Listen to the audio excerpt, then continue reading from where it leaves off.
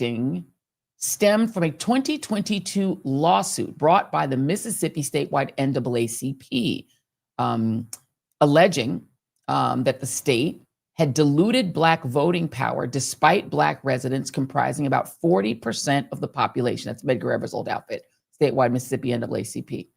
In April 2025, a panel of federal judges ordered the creation of more majority minority districts, leading to special elections in contested areas. The New York Times reported that the ruling was unanimous and that all three judges were appointed by George W. Bush, Republican president. So you see why we care so much about that Calais versus Louisiana case and why Republicans are so eager to gerrymander these states to lock Black voters out because of stuff like this. It's also your timely reminder that a guy that we introduced you to on this show, Scott Colum, will be running for the United States Senate in Mississippi next year against Cindy Hyde-Smith, the lady who said she'd be front seat at a lynching, that lady. So don't forget that. And don't count out the Deep South. Of course, David Jolly, our friend running for governor of Florida. So the South is not done. Let's go to the Atlanta mayor's race, where Democratic Mayor Andre Dickens easily won re-election. Unfortunately, he did win. Unfortunately, in the Atlanta council race, our pal Rohit Malhotra did not prevail, losing a pretty close race to Marcy Collier Overstreet, who had the mayor's endorsement.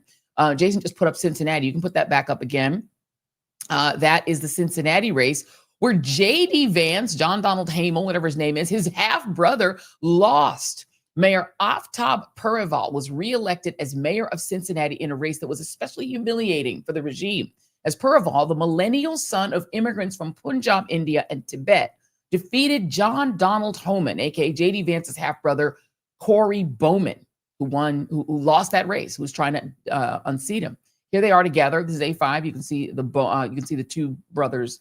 There they are together. J.D. Vance's brother, Corey Bowman, tried to unseat the brown guy, did not help, and the endorsement of J.D. Vance did not help.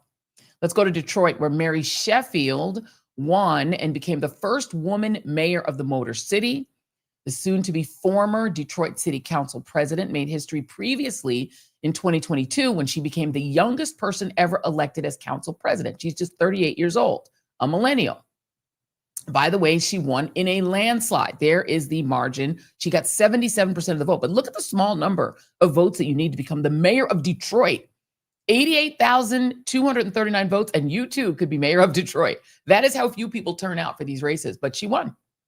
Let's go to Pittsburgh, where another millennial, 41-year-old Democrat Corey O'Connor, won the race for mayor. As the Post-Gazette points out, he will lead a city where property tax revenues continue to decline, official vehicles are aging and breaking down, and the NFL draft, just months away, promises significant logistical hurdles to overcome as the overheated national spotlight shines down. Let's go to Pennsylvania, where there was a judicial race where voters elected to retain all three of the liberal Supreme Court justices who Republicans were trying to remove from their seats, which is good news for the next time Donald Trump or Republicans try to overturn an election in Pennsylvania. As Slate points out, the stakes of Tuesday's election were high. Had Pennsylvanians voted to remove these justices, the court would have gone from a 7-member Democratic majority to a 4-member group with a complete ideological split. The 3 justices' vacant seats would have had to been filled by another election at the end of 2027. Pennsylvania Supreme Court regularly holds these kinds of votes for its justices. The justices are first selected in partisan elections, but then after a 10-year term, voters get to decide whether to extend them or take them out of office. And once in, justices rarely get voted out, but Republicans campaigned hard this year to remove these 3 liberals to try to switch the balance of the court. It did not happen, which is very good news for the state of Pennsylvania.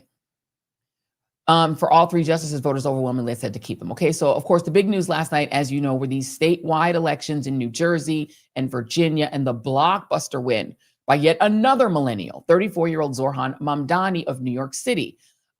This is A10. Justin's going to play this promo. This promo is very cute. This was what was on Zohran's X-Twitter account. I don't know, people are still using X-Twitter for some reason. Stop. City Hall. Ooh, did it play? Maybe it didn't play. Anyway, it says next stop City Hall. That's what's so cute about it.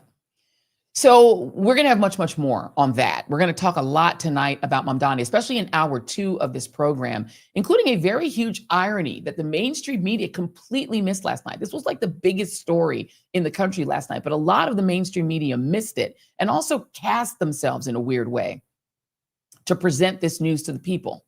We're going to talk about that in the next hour. Also later in this hour, a very poignant piece about the personal significance of Mamdani's victory in the Trump 2.0 era to a core member of this team, of the TJRS team. So we're going to talk about that and talk to this very special person. But back to the big picture just for a moment. Democrats crushed it in Virginia, where Abigail Spanberger scored nearly 2 million votes and got 57.5% of the vote to flip that state from red to blue by defeating the eccentric, we're going to be nice and say eccentric, sitting Lieutenant Governor Winsome Earl Sears, who did, even with all her eccentricities, get 42.3% of the vote. Jason, let me know when we have Abigail Spanberger, who gave a little speech at her victory party last night.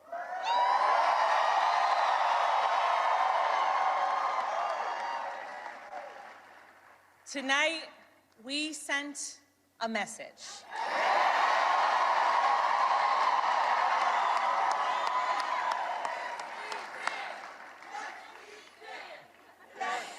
We sent a message to every corner of the Commonwealth, a message to our neighbors and our fellow Americans across the country.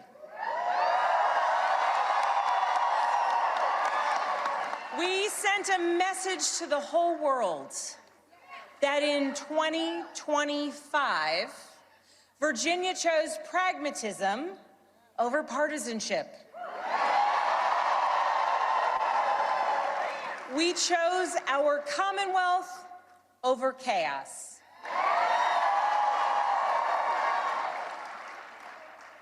You all chose leadership that will focus relentlessly on what matters most: lowering costs, keeping our communities safe, and strengthening our economy for every Virginian.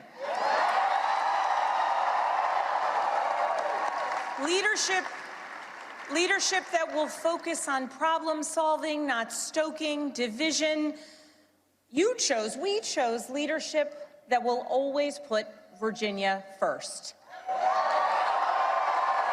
Okay, so we can pull that out of there. Virginia, I cannot. Okay, so she said, I cannot wait to represent you. Very good.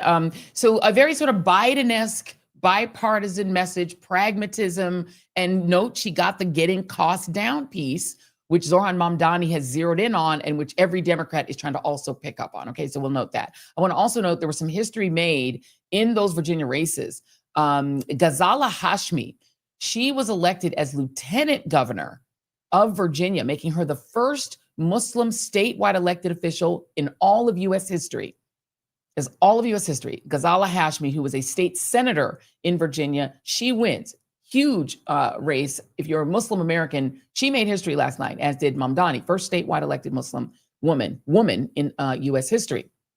Another victor, Democrat Jay Jones, who was elected attorney general. It was a slightly longer wait. Those of you who were on with us last night, thank you guys for being who tuned in last night for our live coverage.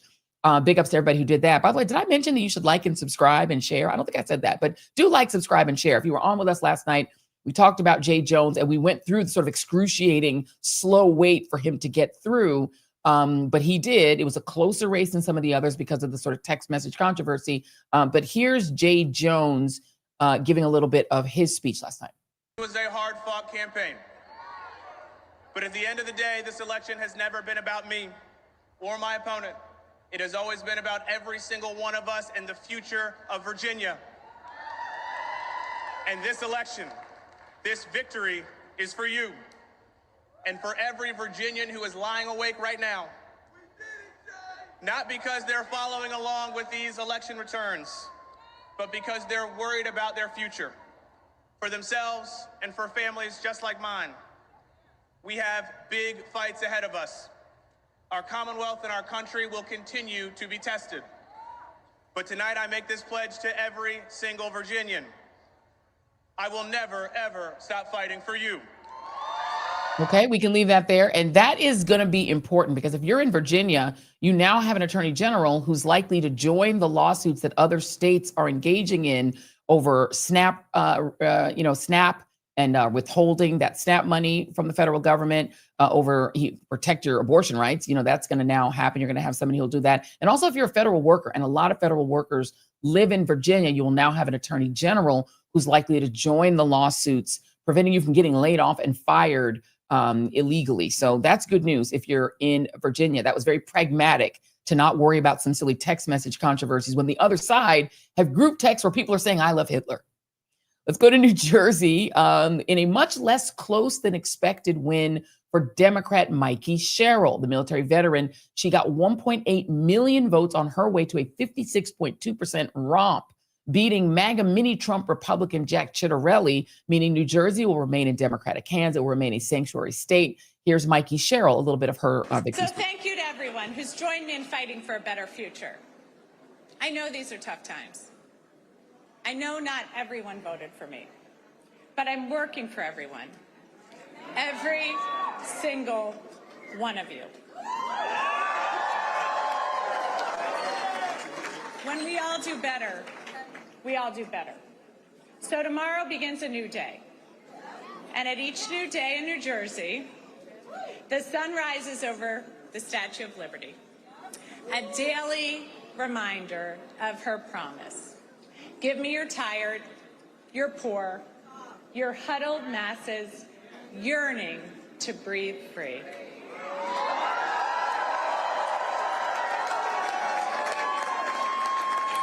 All right, let's leave that there. That is the message with a nod toward immigration. Very important because New Jersey is one of those states where private prisons have set up shop to throw people into mass detention. And that state will continue now to fight that. And its police force will not have to cooperate with ICE because that's one of the things that Ciattarelli had said would happen. All right, let's go to the West Coast, all the way to the West. California overwhelmingly approved Governor Gavin Newsom's Prop 50 proposal, the Associated Press calling the race literally shortly after polls closed. Like polls closed at 8 and they called it at like 8:10. Early returns show that the measure led with like 65% of the votes. It was a huge win. And the maps that were approved in Prop 50 means that it's likely that 5 of California's Republican-held congressional seats could flip to Democrat in the next midterm elections, which would essentially wipe out the gains Trump was getting from Texas, if in fact this all even goes the way he thinks it's going to go. Those 5 Democratic seats likely to be picked up in overwhelmingly Democratic California would negate the 5 seats that Donald Trump demanded that he get in Texas. So that is hugely important. The California Republican Party, by the way, already filing a lawsuit saying we're going to sue over Gavin Newsom doing in California exactly what Donald Trump ordered Texas, Missouri, South Carolina, and other red states to do. Okay. Good luck with that. Let's go to Maryland really quickly, where Wes Moore is now having to do a redistricting commission after Democratic state Senate leaders, people in his own party, defeated a measure to redraw districts in that state to also push back on what Texas did. So sometimes it be your own people. So Governor Wes Moore is going to have to get creative about trying to do that. In the state of Maryland, there are far fewer Republicans to remove from office, but every Democratic governor is trying to jump in and do the same thing. But regardless of that, last night was a thorough, total national rebuke of Republicans and Donald Trump, who literally went into deep denial. I mean, if we can find his tweet, this is A18. He literally tweeted, nope, had nothing to do with me. he tweeted, "What? I don't know what you're talking about. Trump wasn't on the ballot. This wasn't about me. It wasn't about me at all. There it is. Trump wasn't on the ballot and shut down with the reasons and Republicans lost elections, according to pollsters." No, all caps doesn't mean that what you're saying isn't a lie, Donald. Because literally the exit polls showed that Donald Trump was the biggest single factor in the results of these elections. People were literally saying no to Donald Trump personally. Let's see how the House Speaker responded. You know, Trump's little buddy decided that he too would like to respond to what happened in the elections last night. And of course, you have to remember that the Christian nationalist who was the leading sponsor of the attempts to overturn the 2020 election, Mike Johnson from the state receiving some of the largest number of SNAP benefits in the country, one of the poorest states in the union, that guy has said, we're not going to really worry that much about the election because we have a plan to make sure that there's never going to be another free and fair election. Jason, whenever you're ready, you can throw that one on. They've assaulted ICE officers. They have spurred on political violence, and they closed down the government, which is their most basic duty and responsibility. I think the American people are smart. I think they will understand this, and I think the midterm is going to be a great one for us. We had a demographic shift in 2024. We have a very favorable election map on the Republican side, and it will be even more favorable once all the redistricting stuff is settled out. We have Democrats who are flailing. They have no leader. Their national leader now, as we've noted, is Mamdani. He's a communist. Good luck with that. At a certain point, Zohran Mamdani is going to start suing people for defamation. He's not a communist. And they can say that every day, and it still won't make it true. But good luck with that, Speaker Johnson. He essentially said, don't worry, we're going to gerrymander it so that they'll never be able to win elections again. We'll just make sure that they never get to win again. Let's see how J.D. Vance, a.k.a. James David Vance, a.k.a. John Donald Hamel, or whatever his name is right now. Let's see how he responded to what is happening. He decided to tweet about his issues, to tweet about his problems, to tweet about the fact that the Republicans lost. Let me know, Jason, whenever you're ready, about it. And he posted a tweet in which he attempted to say, we don't have to really worry about this. It's not as big of a deal as you might think. We're not going to respond. We're not going to have a problem with it. We're actually going to just pretend that it is A-okay. There's the tweet. He says in his tweet, I think it's idiotic to overreact to a couple of elections in blue states, but a few thoughts. Scott Pressler at Turning Point USA. Note that Turning Point USA is a main part of the Republican electoral strategy. It is what they used to get the young white folks to vote for Trump last time, by the way. They're all on campuses turning out the vote for Republicans. But he says, Scott Pressler of Turning Point USA and a bunch of others have been working hard to register voters. I said it in 2022, and I've said it repeatedly since. Our coalition is lower propensity, meaning they don't come out to vote. And that means we have to do better at turning out voters than we have in the past. We need to focus on the home front. The president has done a lot, and that has already paid off in lower interest rates and lower inflation. That's not true. Inflation is up. But then he goes on to try to blame Joe Biden and say that it's his fault the economy was bad. Rome wasn't built in a day, blah, blah, blah. We're going to keep working, yada, yada, yada. Stop with the infighting. The infighting is stupid. I care about my fellow citizens, particularly young Americans, being able to afford a decent life. I care about immigration and our sovereignty. And I care about establishing peace overseas so our resources can be focused at home. If you care about those things too, let's work together. Okay, JD, John, Donald, James, David, whatever your name is, because you keep changing it. How does what you just said explain the fact that Donald Trump is doing the opposite of attempting to make sure that ordinary Americans can afford their lives, the opposite of making sure that Americans at least feel that he cares about their lives? He's not doing anything to exhibit empathy toward the people who are losing their SNAP benefits. He's not doing anything to demonstrate any empathy toward those who are getting fired at his direction in the federal government, who are now joining the unemployed, 300,000 Black women laid off. All of the companies that give him money, all of the big businesses that are his donors are laying off other people. Amazon, Bezos gave him a bunch of money for his inaugural, laying a bunch of people off. All of his friends, he's not encouraging them to keep Americans working. He's looking the other way and taking their donations for his ballroom while they lay people off. So I'm really not sure how the things Donald Trump is doing, which are also raising prices, which are also making things more expensive, how is what he's doing helping any American? And how does it help anyone that Donald Trump decided he wanted to throw himself a big party on Halloween, a Great Gatsby themed party in which they were flowing champagne and having a woman sitting in a martini glass, a giant martini. I'm sorry, how does any of that show Americans that he cares about them? Let's go to A22, which is the other thing that he's doing. He's building himself a beautiful marble themed ballroom. You see that? That is what Donald Trump is doing instead of showing that he cares about the American people and their struggles. J.D. Vance said all he's doing is thinking about the American people. No, he's thinking about that. You see this new Lincoln bathroom? It's the tackiest thing ever. And he's also, of course, doing this ballroom, this fabulous ballroom for himself with his Führer bunker underneath, in which the people who are donating the money to build the ballroom, also have business before his government.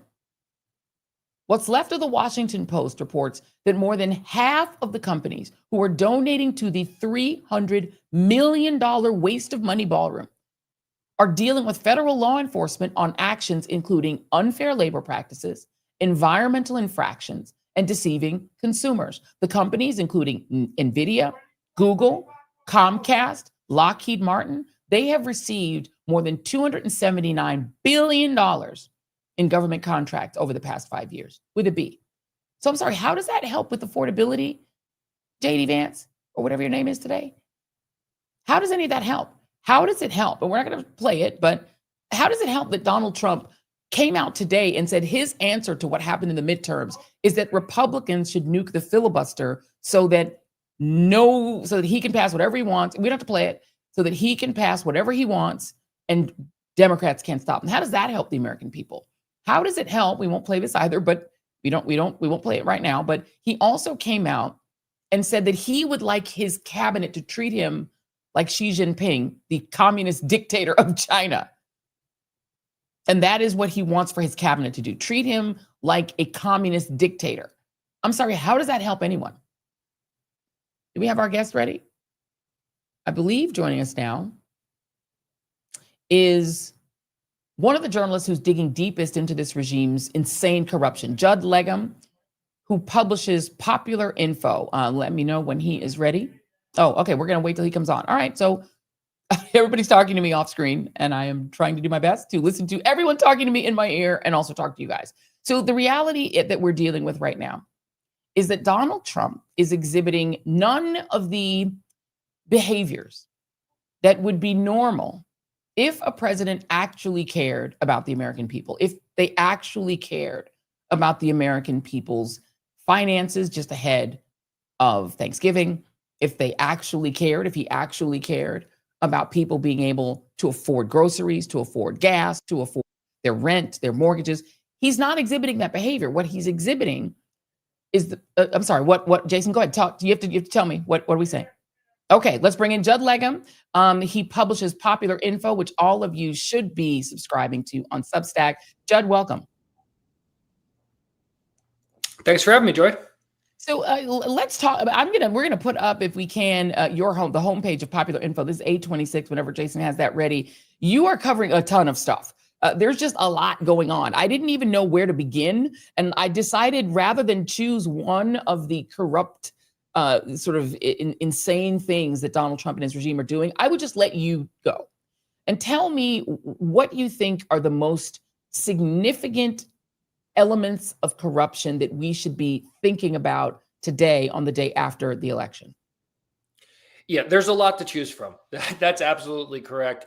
I think they all have a common thread, which is you're taking the power of the presidency, the power of the United States government, which ultimately derives from the people of the United States, and you're using that for personal and political gain. One of the stories that I covered earlier this week that I think deserves more attention is, there's these companies that are selling these extremely expensive bandages, wound care, essentially. And, this is becoming a huge, huge source of Medicaid spending. It went from essentially zero in 2018 to $15 billion is the latest estimate for this year. I mean, we're spending more on these bandages than we are on ambulances in Medicaid. Like, this is a huge, huge expense. And there's actually versions of these that are not that expensive, but there's these very complex kickback schemes where these companies are selling bandages at $10,000 or more per square inch. and then sending it back to the sending some of that money back to the doctors so that they use those bandages. In any event, there was a rule that was supposed to go in place into February that would have stopped this practice. It would have saved billions of dollars from Medicaid. Just a few days before that rule was scheduled to go into effect, one of the companies behind this, called Extremity Care, donates $5 million to the Trump super PAC. So that was a story that we did back in, I believe it was April when it was first disclosed, or it might have been July when it was first disclosed. Right. But just this week, we learned that the same company donated $2.5 million. So now that was successful. The rule that was supposed to go into place to stop these extremely expensive bandages from draining Medicaid money was delayed. So they're continuing, the cash is continuing to flow in. Now we just learn that there's a $2.5 million secret donation to the Trump ballroom by the same company. And we also know that the CEO of this company was invited to a special dinner, not even the ballroom dinner. This was a special dinner with all of his top donors to the White House, and had an audience with President Trump. So this is the kind of thing, this isn't even one of the top 10 scandals that people are talking about. But when you dig into it, it's really incredible, because one of the things that supposedly this is all about is waste, fraud, and abuse. And Right. Let's get out of Medicaid. Let's save money. Here's something where, hey, we found the waste. Here it is. You're paying $10,000 for a bandage when you could pay $70. So there's almost $10,000 worth of waste for one bandage, 1 square inch of a bandage. But yet, essentially what we're seeing is, in exchange for this large amounts of political money, not sure exactly what he's going to be doing with this super PAC money that he's got. I assume that it's going to be deployed in the midterms in an effort to kind of, retain control of the House or the Senate or both. But we see it being traded. So that's something that kind of definitely got me worked up a bit. Or Donald Trump is just going to put it in his pocket. Like, supposedly the money that he bribed CBS for is going to go to his presidential library, which means it's going to go to Donald Trump. I mean, I don't believe that Donald Trump is going to do anything to help Republicans. He's going to expect them to separately raise money for the midterms. I just assume he's pocketing all the money. Let me go through. This is just me saying that. I have no reporting to back that up. You've got a story here. Everything on your homepage right now is infuriating. The idea that they're even charging inmates more for phone calls. They're jacking up the cost of that. Donald Trump pardoning this guy. Let's talk about the crypto pardon for just a moment. Donald Trump, in this shameful 60 Minutes interview, which clearly was a pay for play, meaning you bribe CBS, Paramount gives him $16 million.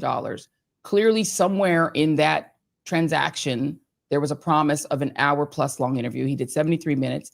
They cut it down to 28 minutes that they then chopped up to put voiceovers to make him seem sane and keep out the parts where he crashed out. They didn't show us that. They kept all that out. Then, of course, they put the transcript up, and that's how they got caught.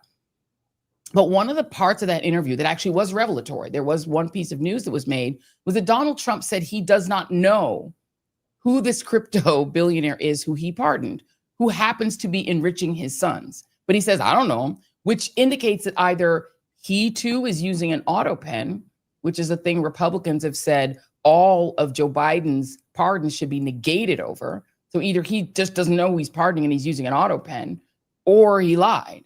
Can you talk a little bit about this crypto pardon and what Donald Trump is getting out of it?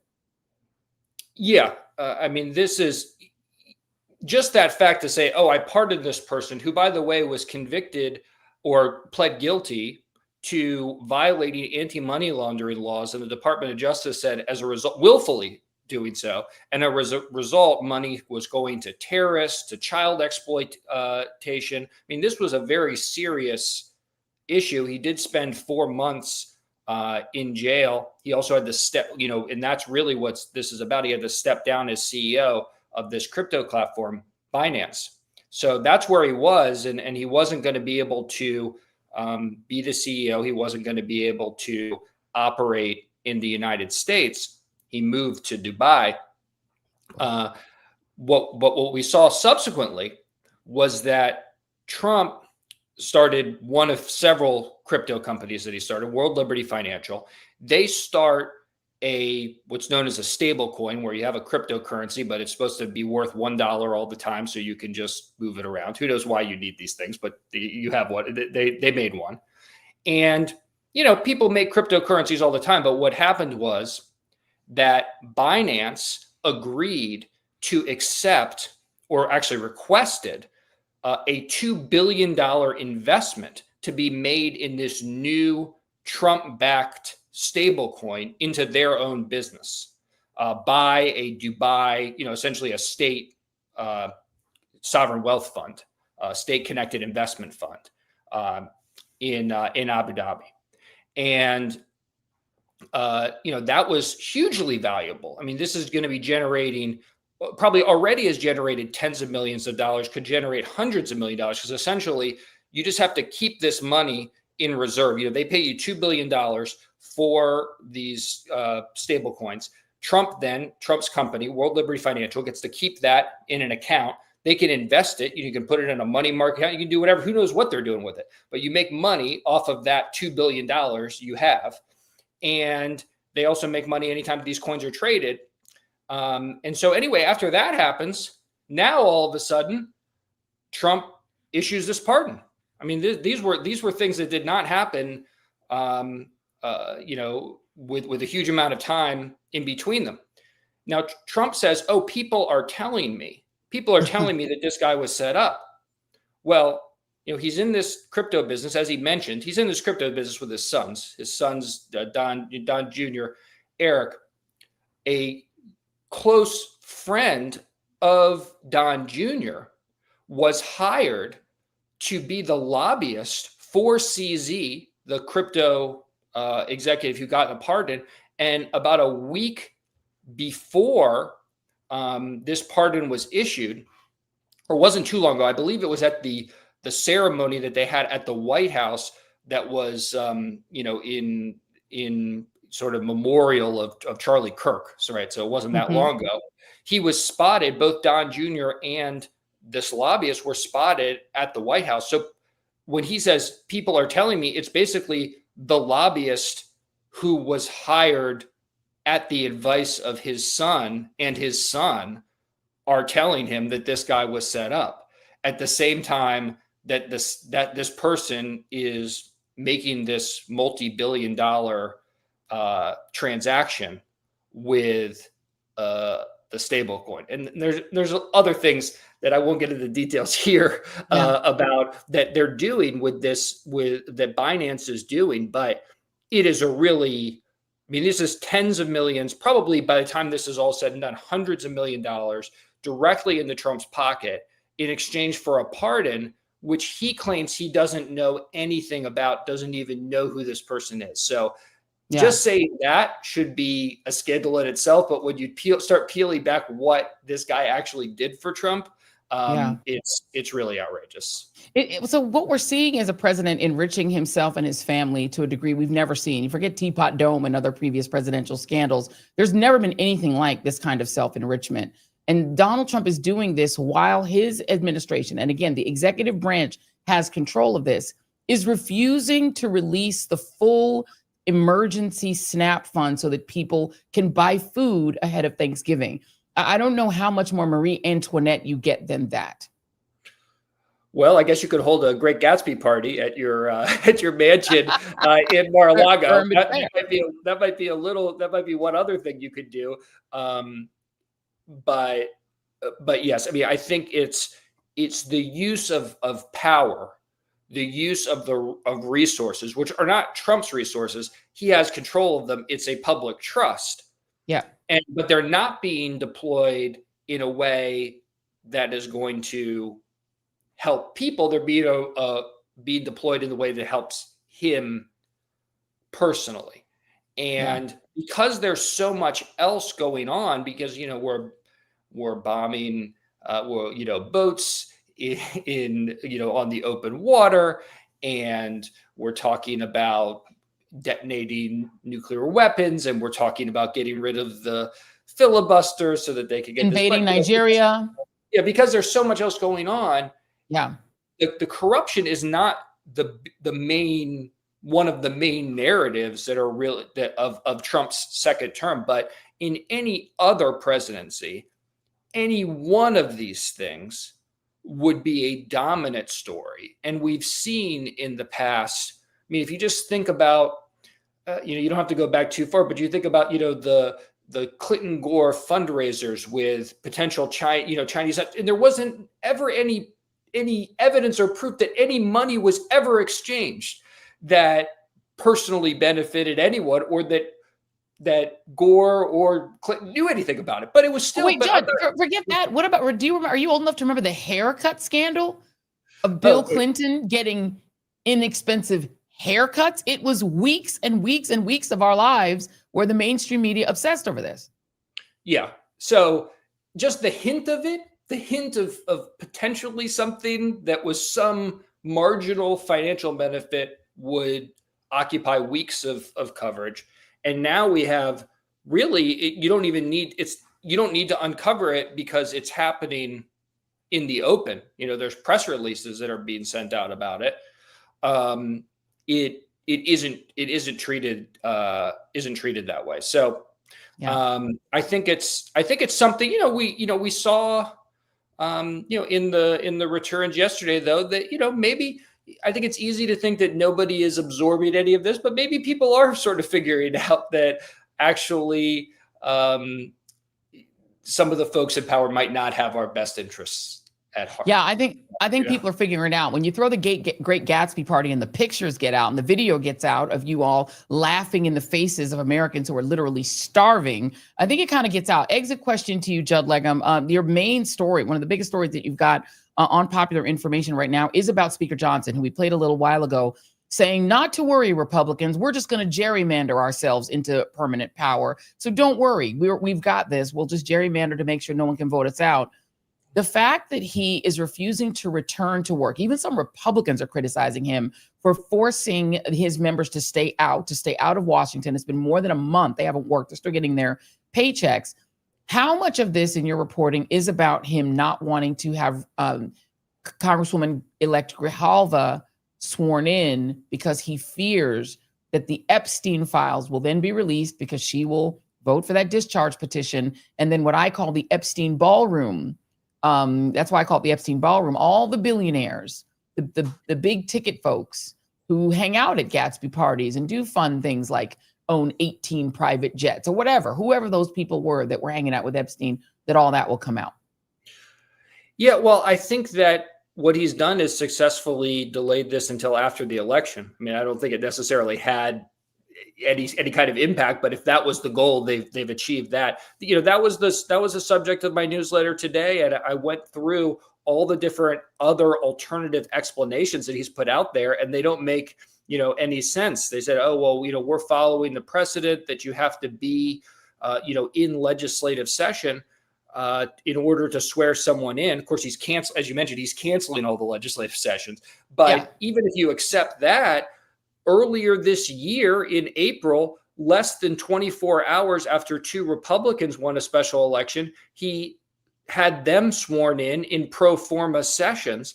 So it doesn't, and that was probably his best excuse. The other ones don't make even less sense. So by process of elimination, you get down to these Epstein files. And is it something where he believes or knows that this is going to be damaging? Maybe he does, maybe he doesn't. But what we do know is that Trump, for whatever reason, does not want these files out. And anytime there's an inkling that they're going to get out, he goes ballistic. So he obviously, that's a big priority for Johnson. And that's why we have a member who was elected 43 days ago, longer than any other member has ever waited after a special election, and is still not been sworn in. The site is popular.info. You can subscribe. You can head right over there, hit that subscribe button. It is a Substack-based, very, very informative and important newsletter. One of my favorite subscriptions. Very important stuff. Judd Legum, thank you very much. We appreciate you. Thanks so much, Joy. Thank you very much. All right, we're going to take an ad break now. You guys have been asking, folks in the chat keep asking, we want to see the whole 120 Life launch because you guys found out my starting blood pressure rate, but you want Jason's as well. So here we go. Let's play the promo. Hey, Joy. So you're going to try your 120 Life now? I'm going to try my 120 Life. I have to get a starting point for my blood pressure. Okay. And then I'm going to take the drink, and then we'll check back in about 2 weeks to see what my blood pressure is. I'm going to continue taking my medication in the process, and let's see if that gets it down even lower. So here I go. Here we go. 150 over 102. All right. Well, it's a little high. It's a little high. It's a little high. All right. Well, we're going to check back in 2 weeks. But first, let's go and retrieve the drink. Let's get it. We got our 120 Life here. All right. There we go. Ooh. I'm going to get two because I'm going to have one too. All right. We got it. All right. Here we go. Let's see how this tastes.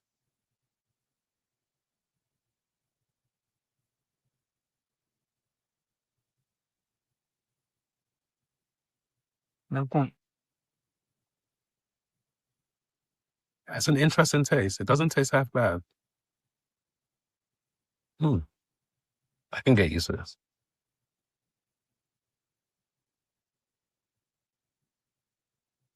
Boom.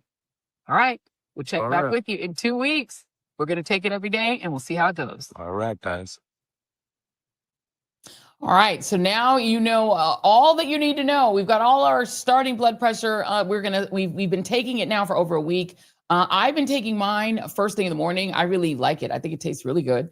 It's got like a nice like berry kind of beet kind of flavor. But what's most important is the fact that it is healthy and that actually helps not just with blood pressure, but also beneficial for people with diabetes and also just good for your overall health. It's got a really great fruity flavor. And the most important thing, though, is that we've got to really get at this blood pressure situation. It's one of the biggest killers of Americans. So right now, you've got an opportunity to give this a try and just see how it goes. It is risk-free because if you don't like it, if it doesn't work for you, you can get your money back. There's a money back guarantee. Health professionals love this stuff, and you can benefit from it if for nothing else than to just get your health together and do something healthy for yourself. I take it in the morning with my vitamins. And right now, for a limited time, you can get 20% off if you just use the code JOY. We're doing JOY for the ladies, J-O-Y, or Reid, R-E-I-D, for the gents who want to follow Jason. Do that at checkout at 120life.com. And again, take advantage of that risk-free trial, full refund if you do not see lower numbers in 2 weeks. We're going to check back with you after our full 2 weeks is over and tell you what our updated blood pressure numbers are. So don't forget to go to 120life.com. Use JOY if you're one of the ladies. Reid if you're one of the gents. Save 20% off today. Remember, you got to use that code to get the special offer. Want to note these statements have not been approved by the Food and Drug Administration. This product is not intended to diagnose, treat, cure, or prevent any disease, but give it a shot. All right, that is us paying the bills. Let's get back to the show. Now, I want to show you guys, if we could, some scenes from outside of Zohran Mamdani's very difficult to get into victory party on last night. It was pretty raucous in the city of New York on last night. There it is. Here it goes.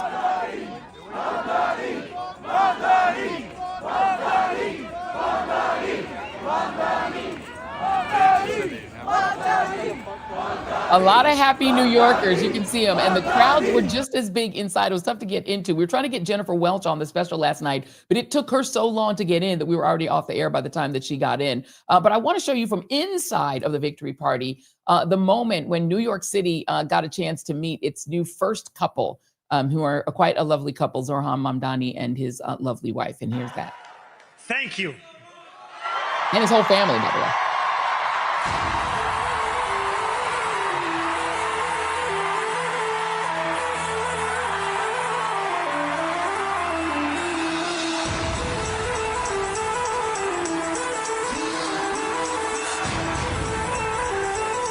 This is the bop.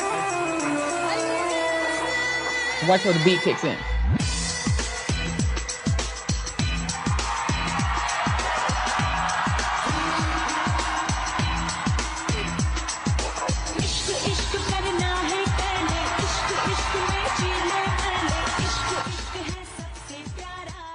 What I love is that eventually Mama and Baba came up. His mom and dad actually come up as well. It was actually a really great scene inside and also outside. There you go. You can see the hug there. A beautiful couple. And a lot of I'm going to play a little bit of Mamdani's first speech as mayor-elect, in which what I loved about it is that he was truly unapologetic about who he is. He said, "This is who I am.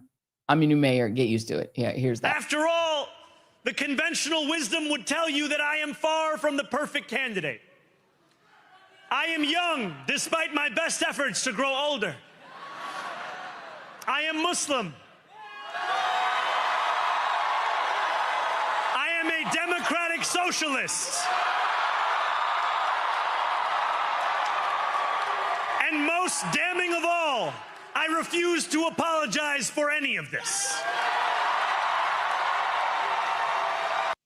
I love that. Unapologetic about who he is, doesn't play those games. Now, this election was especially significant in New York, where, as a very smart person who I know wrote in a piece entitled The Meaning of Mamdani, which is a really terrific piece, which you can read on my Substack. And this is what she wrote. 24 years ago, New York City suffered the most horrific terrorist attack, killing nearly 3,000 innocent souls. It was one of the worst periods in the city's history, and for the nation as a whole. People from every age range, every demographic possible, from various countries, comprising a multitude of ethnicities and, yes, religions, perished when those towers were struck and came crashing down. Included among the casualties were many Muslims, a key fact often overlooked and dismissed in coverage of 9/11, even decades later. In fact, Zohran Mamdani, a Pakistani-American first responder who rushed to the scene to help and was killed that day, was first presumed to be one of the attackers rather than a victim. For most Muslims, it was guilty till proven innocent. In the days, weeks, and months following those unimaginable attacks, hundreds of Muslim men were rounded up and detained. Countless Muslims were placed on watch lists and do not fly lists. And the NYPD built an entire surveillance unit to spy on the community that extended beyond the city. Mosques were vandalized. Muslim women had their hijabs ripped off their heads. Many families placed American flags on their vehicles and outside their homes to prevent attacks, and sadly, incidents of hate crimes skyrocketed. There were assaults, beatings, acts of vandalism, and even murder, because racists aren't the brightest apple in the bunch. They even mistook Sikh men wearing turbans as Muslim, and therefore hate crimes against that community increased tremendously as well. I, this writer writes, remember interviewing a grieving Sikh wife for a local paper in New Jersey, whose husband was murdered because he wore a turban. I sometimes think about what happened to their daughter, who was only a small child at the time. For Muslims and those perceived to be Muslim, there was a sense of constant fear, either for yourself or your loved ones. It's what Mamdani addressed himself when he spoke of his aunt, who, yes, he called aunt because that is what we call elders who may or may not even be related to us. Following 9/11, our loyalty and patriotism were constantly questioned. When people speak of the great unity that emerged following that tragic day, they clearly never listened to the Muslim community, which experienced a completely different response. I myself recall someone spitting on the ground towards me, this writer writes, in the days following the attack, someone yelling, "Go back to where you come from," on the 6 train going uptown. Employers hanging up the phone on me when I said my name. Various glares and stares as people tried to figure out where I was from, and an overall climate of unease and tension. Many Muslims and immigrants were constantly looking over their shoulders, worried about family and friends, and yes, even fearful of riding the train. And in this New York City mayoral election, that kind of gross Islamophobia continued, even flourished. I want to show you just a few of the really disgusting posts that were posted against Mamdani ahead of the election. Jason, if you have C5, look at this one. This was Laura Loomer and Andy Ogle's vile posts essentially calling Mamdani a terrorist, and Laura Loomer saying that the bomb threats that were called in on election day probably came from Mamdani and his terrorist friends. and showing the rubble of 9/11. Here's another one. This is a Randeasley.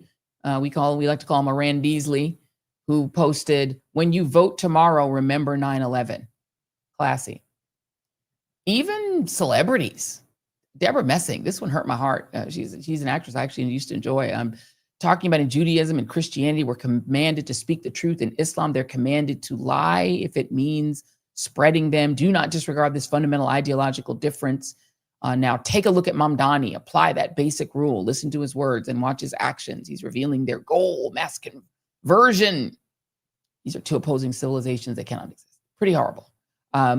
She got a lot of flack for that one. Elder, and even Larry Elder, who's supposedly an intellectual. Look at this. He puts a hashtag socialism and puts my city. And this is the tackiest, most horrible thing ever.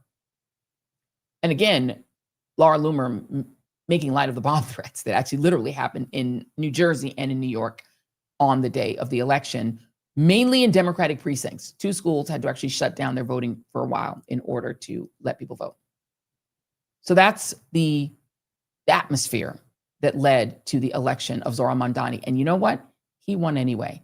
Joining us now is the Joy Reid Show, one of our incredible booking producers, Nida Khan. Nida is a key and wonderful member of our team. And she's the brilliant writer who wrote that wonderful piece on the Substack. Nida, thank you so much for getting on camera so people can see you. Hello, hello. Yes, I have emerged from behind the curtain. Thank you so much for having me. And, you know, it's been amazing to work with you, Joy. You've always been one of my favorite people in this business. And I just want to take this moment to say that you've also, for everybody watching, you've also been the most supportive. And in terms of inclusivity and giving people a platform, giving them a voice, and you have been consistent from the beginning. You know, people don't even know, I'm sure most people don't know, that when you were at the Griot, I used to contribute pieces and you were my editor. And even all the way back, it must have been the Boston Marathon bombing. Yes. So we're talking about, what was that, 2013? As usual, I was getting the right-wing hate, and, you know, all the idiots were in my mentions saying that I'm sure you did the Boston Marathon bombing, and you reached out to me and said, do you want to write a piece? Do you want to respond to some of this? Do you want to talk about it? And you gave me the opportunity to do that. So thank you for always being consistent, and not only with me, with so many people. And you're the best. And I'm so happy working with you. Unsolicited kindness. Thank you, Nida. I appreciate you. But talk about, your piece was so great, and I wanted yours to be the first voice people read on the Substack at Joy's house, rather than mine, because, you know, you and I were tweeting, we're texting about this pretty much all night until like very late in the early in the morning, about just how significant this was for you as a young Muslim woman. Just talk about that, the victory of Mamdani and Hashmi too. Yes, absolutely. And well, I don't know if I would call myself young anymore. I had this realization last night that I'm actually older than the mayor of New York City, which is crazy. Oh my God.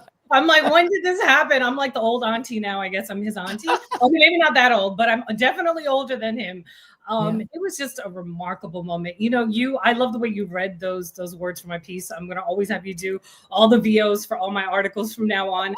But, you know, it was a very visceral time when 9/11 happened, obviously for the innocent souls that were killed, but then also in the aftermath of that, as you were reading parts of my piece, and not only in the days and weeks immediately following, but this went on for years and years. You know, the Islamophobia and anti-Muslim sentiment was weaponized for everything from going into Iraq, from doing covert actions, from taking away so much of our civil liberties, doing things like the Patriot Act, NSA surveillance. I mean, you did a whole great show, you know, a couple of weeks ago about how Trump was a continuation of Bush.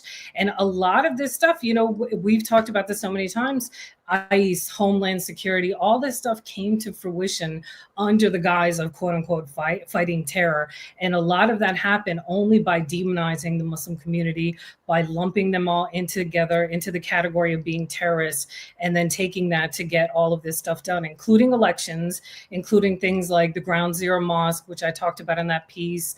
And I covered in 2010, you know, I had a piece, I think it was titled Islamophobia, Weapon of Choice for the Midterm Elections. And that was in 2010, 15 years ago. So we're talking about various election cycles, various actions overseas where this has been done over and over again. And what was beautiful about yesterday was the fact that it did not work, that New York City said, no, not in our name. We are not going to allow this to happen.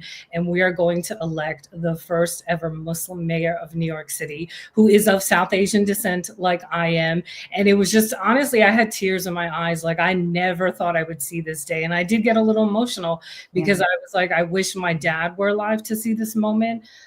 You know, he sadly was actually, not to get into a very sad topic, but he was killed 20 years ago when he was hit by a car. And there was a lot of like anti-Muslim sentiment at that time and racism that contributed to his death, including like police and EMTs that did not even think that he was really seriously injured. And while my dad was struggling to talk, they thought that he had a language barrier and sent him to a non-trauma hospital. And meanwhile, he was hemorrhaging and had trauma and was trying to basically communicate and say what was happening. And he fell into a coma 3 hours later. And no, I'm sorry, he fell into a coma 5 hours later and he died 3 days later. Wow. You know, so I wrote a piece about that too. I've written about everything at this point, but you know, and that was a very difficult one, but just about how all of this anti-Muslim sentiment, it's not only the overt actions of, you know, the assaults and vandalisms and killings that happened to the community and so many other people, but also how this seeped into people's minds and psyche for years and years and years. And it contributed to real life consequences, including, I'm 1000% sure, to my father's death as well. Yeah, and I think those kinds of traumas, I think, as you said, it makes you emotional when, I'm sure, when, you know, you feel the embrace of an entire city, especially a city as big and diverse as New York, that is embracing this person who, as you said, it reflects you. I think that's how people felt when Barack Obama won. Black people felt, you know, it's funny because, you know, what's her name? Winsome Sears thinks that just him being Black is what got Black folks. No, it was the fact that he represented Blackness in such an incredible, positive way, that he had a positive agenda for all Americans, and specifically Black people felt like he was going to carry us. And I know that, I mean, just from texting with you and texting with other friends who are Muslim and having Dean Obidallah, thank God, he was available to be on with us live when this happened. You were behind the scenes and he was on camera. He was right on time. He was right on. He came right on time, just as we were calling the race. But I want to, can I play really quickly? This is another piece of video. This is people outside the venue chanting after the election. This is C10. If we could throw that up, Jason. Oh, there we go.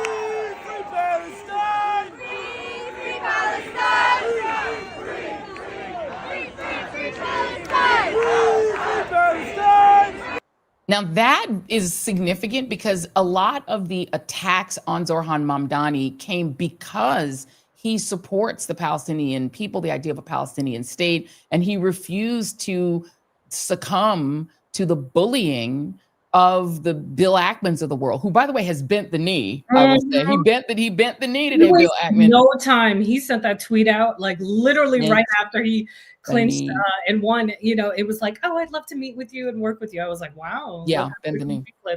They're not leaving New York, by the way. Wall Street, rich people like him, they're not leaving. They're not going nowhere. They're going to bend the knee. But talk about, if you could, the significance of people who are pro-Palestine feeling seen and heard by Mamdani as well. Yeah, exactly. And first, let me shout out my friend who shot that video because he would kill me if I don't. DJ Magic Mike, thank you for getting that video. He was calling me at like 1 a.m. and I was very jealous that I was not there. But, you know, I think for, well, not only the Muslim community, but specifically for Palestinians to be seen and to be heard, you know, in this moment is so extraordinary. Somebody that actually believes in their humanity, in a real two-state solution, in equality for both Jewish people and for Palestinians and Muslims to be equal, to be human. And he, you know, has not shied away from it. He's gotten attacks left and right. People have thrown everything at him, you know, tried to grill him, say, are you going to denounce this? Are you going to do that? And so many people also tried to link him with statements that he never made. He's never himself uttered anything anti-Semitic. In fact, he's met with many, many members of the Jewish community. He's gone to synagogues. He's all about inclusivity. He's literally campaigned everywhere, and that's essentially why he won. And you know, and a big part of, we've talked about this, that the Democrats never talk about why they lost so many young voters, especially and progressives in 2024, was because of this issue. Because this is the Democratic Party. Party. It's not the Republican Party. They don't want to co-sign murder, war. That's not this side. So if your closing argument is going out with the warmonger's daughter, Liz Cheney, and being like, vote for me, that's not going to work. That is not the close you want. I'm sorry. And that is something that they never talk about and they don't want to acknowledge. So here you had a candidate that stayed true to his principles. He spoke to the issues. He met with everybody. He was campaigning, I think the night before the election, he was in a LGBTQ club. He was he literally everywhere. I was like, oh my God, he is all over the place. I don't know where the energy comes from. And it's remarkable. And that's why people gravitated towards him, because he did not change his stance and he brought everybody into the fold. And he talked about issues that they cared about affordability, about livable wages, how to fix this city. And it's amazing. And I'm so proud of New Yorkers to have finally done this. And, and even for immigrant communities, I wrote about this in the piece as well, to see him as a representation, and older ones too. People talked about older voters coming out. They did not focus on the older brown voters, the older Black voters, and older immigrant voters who in Brooklyn and Queens, who a lot of them did vote for Zohran. They were left out. It was just assumed that older voters are going to go right, which was not true. So he did a remarkable job, a remarkable campaign, and I felt hope and optimism, but also at the same time, I'm very cognizant of the fact that sadly, this is just the beginning, because all of the ugly vitriol and the anti-Muslim attacks are only going to ratchet up now that he is in fact the mayor-elect, and they're going to throw everything at him. And of course, from the administration too, it's going to come from the top down and from all of these folks all over the place. So it's important for people to stand with him and to push back against his stuff as he proceeds, so that he can actually execute his plan and make New York City better. He can handle it. I think he can handle it. It is an Obama moment for Muslim Americans. I'm very proud of New York City as well. My little home city. I'm so proud of y'all for doing this great thing. And that song, Doom Machala, I think it's like 20 years old, from a Bollywood movie. And I was like, wow, I never thought I would see that. Nida, somebody posted it and said, this is a real life Bollywood movie. That was the comment under it. It really was. I was like, is this really happening? A real Bollywood movie. Nida Khan, you will be seeing her from time to time. We appreciate it, because she actually is somebody you might recognize from being on air with me over at Ms. Now back in the day. Nida Khan, thank you so much. One of our wonderful producers. Thank you so much for having me and for posting my piece. I love it. Yes, and you guys can read the piece in full. It is really, really good and worth reading. And I wanted the first voice you read on joyanreid.com at Joy's house to be from a Muslim voice. So I thought that was really important representation. We're going to talk about that in a minute, because that didn't happen on all the networks. Nida Khan, thank you very much. Thank you, Joy. I appreciate it. Thank you. So y'all go to joyanreid.com to read the piece. It's right in the middle. You can just go on, and you do not have to pay to read it. I do not believe in paywalls. You can just click on it. There's going to be a thing on that says subscribe, but if you just subscribe, it is free. You don't have to pay to subscribe. The only time you have to pay to subscribe over at joyanreid.com is if you want to comment, because I don't want trolls over there. When we do chats at joyanreid.com, I want it to be troll free. So that is the only way, but you can look at it for free. I don't believe in paywalls. All right. So welcome to hour 2 of the Joy Reid Show. Big ups to everybody in the chats. And we have Amy Diaz saying, I'm a proud Zohran Mamdani voter. His Spanish won my mom and aunts over. I'm ready for the change. Amy Diaz said that he did that hablo español. He got the español and got you excited. We have Gmail saying, Joy, thank you for raising awareness. Love your channel, with a $4.99 tip. Appreciate that. That might be in pounds. I'm not even sure. I'm like, that little sale looks like it was in British pounds. Thank you all for being here. We're going to dig deeper into the representation challenge in this second hour of Joy Reid Show. If you've not hit like and subscribe, now will be a great time to do that. Go ahead, like and subscribe. Also hit that share. Let's get those likes going so that we can make sure the algorithm is fed. You have to feed the algorithm. We have a thank you, Nida, on the screen. Nubian Queen 6391. And yes, go Zohran. And we love the fact that we can show some of your comments right on the screen. So this is a very exciting day in the Joy Reid Show land. So here's the story that I want to tell you guys. This is a story that the networks will not tell you, and frankly, are not staffed to tell you in an era when these major networks are de-diversifying and firing basically most of the folks who aren't white, and also at a time when literal ideological Zionists are buying up our media to block out criticism of Israel and its genocidal war against Palestinians in Gaza, and also the International Court of Justice adjudicated apartheid system in the occupied West Bank. There is a media landscape is saying that, you know what, if we can't make people stop caring about it, we'll just buy on the media and make it harder for that to happen and just get those stories out of here. Well, last night, in the city of Donald Trump's birth, of President Donald Trump's birth, New York City, Mamdani won. Zohran Mamdani, an African-born South Asian Muslim, was elected mayor. And not just on any day. Not just on any day. Mamdani was elected on the very same day that we learned that Dick Cheney, the architect of the Iraq War, passed away. I think Spencer Ackerman in The Nation had the most accurate headline on this. His headline was, "His works completed. Dick Cheney, mass murderer of Iraqis and American democracy, dies." Same day as Mamdani getting elected.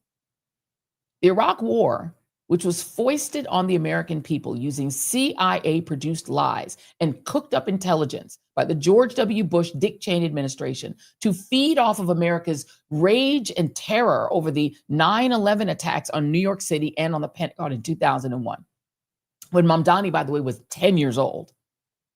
The attack on the Twin Towers was the closing argument. Despite that history, that was the closing argument for Mamdani's opponents. They literally put images of the Twin Towers or of Mamdani literally in front of the Twin Towers and claimed that he would bring terrorism to New York if elected, as Spencer Ackerman, again, with a second winning headline, pointed out on foreverwars.com. The closing argument for Mamdani's opponents was 9/11. And he gets elected on the day that the person who twisted 9/11 into a false justification for invading Iraq died. And by the way, Mamdani didn't just beat back those Islamophobic attacks and a barrage of money poured into super PACs by every billionaire you can think of, including viciously anti-diversity, anti-equity, and inclusion zealot billionaires like Bill Ackman and the architect of stop and frisk policing in New York City, former Mayor Bloomberg. All of He also beat the former governor, whose father was one of the most quintessential legendary New York governors, Mario Cuomo. The Cuomos are as endemic to New York as Donald Trump is. He beat him. And by the way, those who were saying that the guy with the hat guy was a spoiler, nope, Mamdani beat his two opponents by more than the two of them had combined. He had more votes than they had combined. So it wouldn't have mattered if Curtis Sliwa dropped out. That's how big his victory was. And he didn't just beat all those guys like by a little bit. He won by more votes than any New York mayoral candidate since John Lindsay. More than 2 million New Yorkers voted. And by the way, John Lindsay was mayor in 1966. That's he got nearly double the number of people who voted for Eric Adams when Eric Adams got elected mayor. But think about that for a moment. This guy was elected by more votes than anyone since John Lindsay was mayor in 1966 to 1973. That is wild, right? And that is counting before they got the full numbers in. When the full numbers come in, he's well over 1 million votes. That is a remarkable historic thing, you would think. This guy was born in Uganda. He is an Asian American Muslim. And look at that chart. There's the chart. This is the largest turnout since the 80s, at least. The era when 9/11 happened. That's amazing.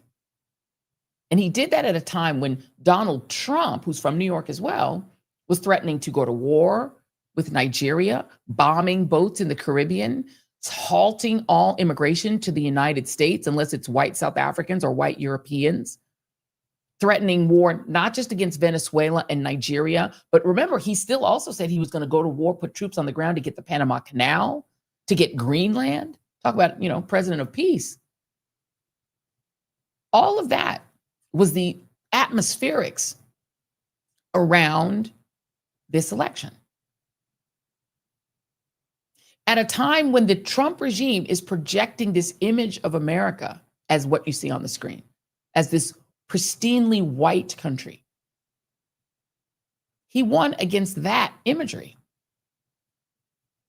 At a time when, I guess, JD and Erica are supposed to be the quintessential image of American manhood and womanhood. Not saying they're in a relationship, because I think you're just cynical and all of it is, power grabs. But this is supposed to be two of the sort of quintessential Americans right now. But in that America, Mamdani still won. And it wasn't just Zohran Mamdani. Virginia elected a full Democratic slate, Abigail Spanberger as governor, Jay Jones, African-American, as attorney general, and an Indian-American state senator named Ghazala Hashmi, who becomes the first Muslim woman to win statewide office in U.S. history. She's going to be the lieutenant governor. And she won by a little, not by a lot. There she is, 55% to 44% for John. Well, he shares my last name, but we won't claim him. She won big. Americans also reelected the Indian-American mayor of Cincinnati in J.D. Vance's own home state, beating J.D. Vance's half-brother.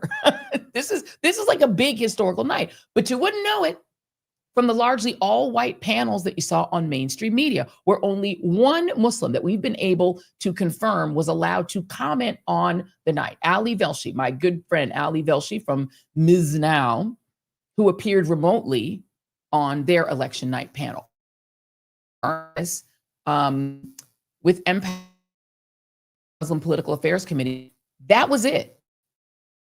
Other representation of Muslim people, network coverage, cable or broadcast, come and comment on the biggest story in America last night. The biggest story was not the two sort of Biden-esque liberal Democrats that won in New Jersey and in Virginia. Those are big stories. They're very important statewide elections. But you're talking about in the financial capital of this country, where Wall Street is, on the same day the architect of the Iraq war passes away, this Muslim immigrant from Uganda, who's Muslim and Asian American, Southeast Asian, wins the mayorship, the mayoralty. He becomes mayor. It's a huge story. He's going to directly be in conflict with the other New Yorker, Donald Trump, who's claimed he's going to defund New York City, which he's not. I mean, Wall Street's there. Let me play a little bit of Zohran Mamdani, because he recognized who his opponent is. Yeah, he's mayor of the city and Donald Trump is president, but he understands what that relationship looks like. Trump, here it is. Since I know you're watching, I have 4 words for you. Turn the volume up.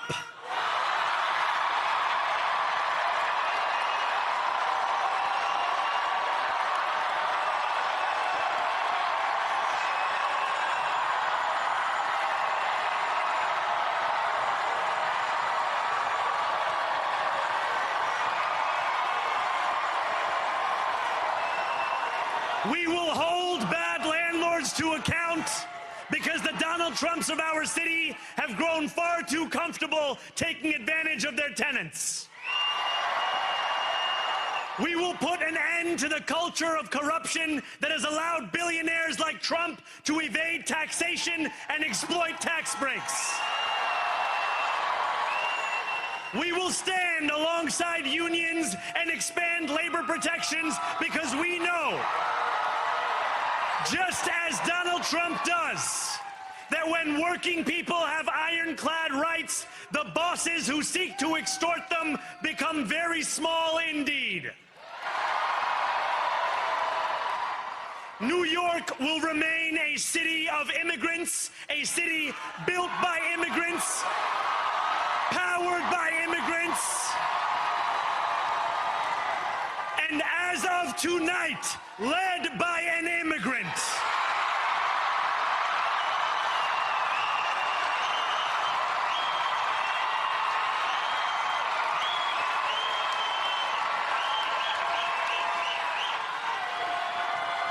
So hear me, President Trump, when I say this.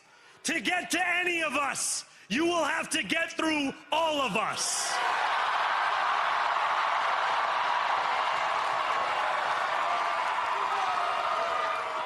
When we enter City Hall in 58 days, expectations will be high.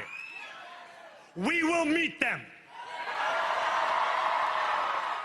A great New Yorker once said that while you campaign in poetry, you govern in prose. If that must be true, Let the prose we write still rhyme, and let us build a shining city for all. And we must chart a new path, as bold as the one we have already traveled. After all, the conventional wisdom would tell you that I am far from the perfect candidate. I am young, despite my best efforts to grow older. I am Muslim. I am a democratic socialist.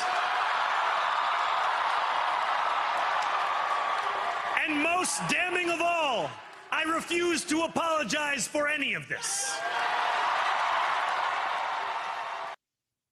I'm sorry, if that's not the biggest political story in America right now, I don't know what is. I don't know how anyone's news judgment could say that two relatively conventional Democrats winning in Virginia, which is a state that does flip back and forth, which is very important. I'm not saying those stories aren't important. I think it's very important. We need fighters in every state and in New Jersey.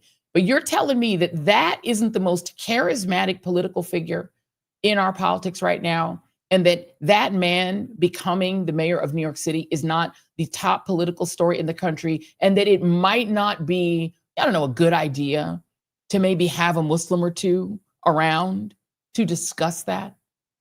Maybe on air, maybe on camera, mainstream media, maybe one or two who could just opine on why that's important and on that representation. Just my thought, but I don't know, maybe I'm wrong. Joining me now, our amazing Wednesday panel, award-winning international journalist, author, and foreign policy analyst, Rula Jebreal. She's an international best-selling author. Oh, we're waiting for Rula.